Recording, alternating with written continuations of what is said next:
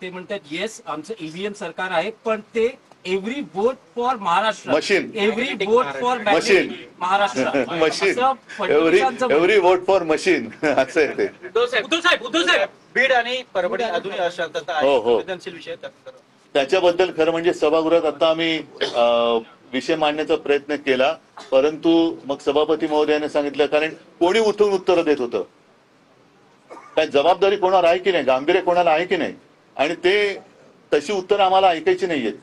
आणि म्हणून आम्ही तो विषय मांडल्यानंतर मग सभापती महोदयांना सांगावं लागलं की मुख्यमंत्र्यांना आम्ही आमंत्रित करते. आता बघू मुख्यमंत्री येतील सभागृहात, पण त्याच्या पुढे जाऊन की आता एवढे दिवस झाल्यानंतर आज मुख्यमंत्री उत्तर देणार असतील तर तिकडे कारवाई कधी होणार.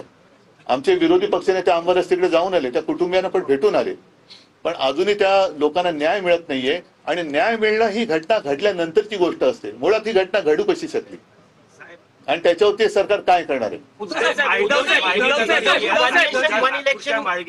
बोलतो हा माळगी नगर एरियात नागपूरचा हे हिवाळी अधिवेशन सुरू आहे, परंतु माळगी नगर एरियात जो आपला शिवसैनिक म्हणून जो आहे मुन्ना तिवारी, हा महानुभाव पंथाच्या मंदिरावर कब्जा मिळवण्याचा प्रयत्न करतो. मुन्ना नाही, मला नाही माहिती काय.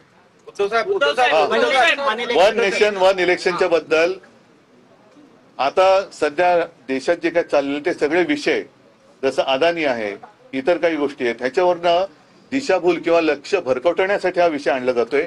वन नेशन वन इलेक्शनच्या आधी निवडणूक प्रक्रिया जी आहे ती पारदर्शक झाली पाहिजे. आणि माझं तर मत सरळ आहे की निवडणूक आयुक्त सुद्धा निवडणुकीतून निवडले गेले पाहिजेत, कारण निवडणूक आयुक्त हे नेमले जाणार असतील आणि ते जर का आम्हाला निवडणुकीचे कायदे शिकवणार असतील तर ती प्रथा योग्य नाही. आणि अशा व्यक्तीच्या आधिपत्याखाली वन नेशन वन इलेक्शन होता कामा नये.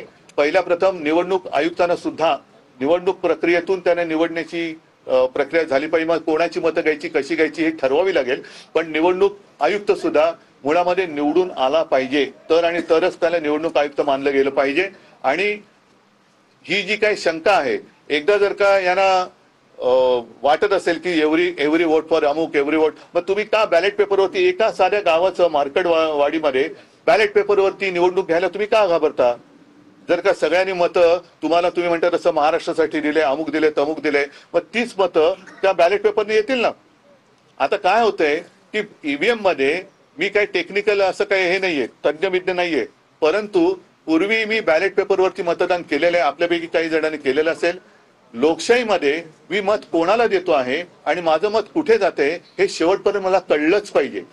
तो अधिकार आता माझा हिरावून घेतलेला आहे. कारण निवडणूक प्रक्रियेमध्ये बॅलेट पेपरवरती मी जेव्हा शिक्का मारायचो तेव्हा मला कळायचं की मी या व्यक्तीला या निशाणीवरती शिक्का मारलाय आणि तशीच घडी पडून ती बॅलेट पेपरमध्ये जायची. आता मी बटन जरूर दाबतोय, दिवा नक्की लागतोय, ती मला एखाद्या झू मध्ये दाखवत तशी माझी रिसीट दाखवू द्या तुम्ही, ती कुठे जाते ती कळत नाही, ती मोजली जात नाही. आणि मत रजिस्टर कुठे झाले, कारण मत ते मोजलं जाते, व्हीव्हीपॅट रिसिटीवरचं मत मोजलं जात नाहीये, त्याच्यामुळे ते मत कुठे नोंदलं गेले हे मला कळत नाहीये. त्याच्यामुळे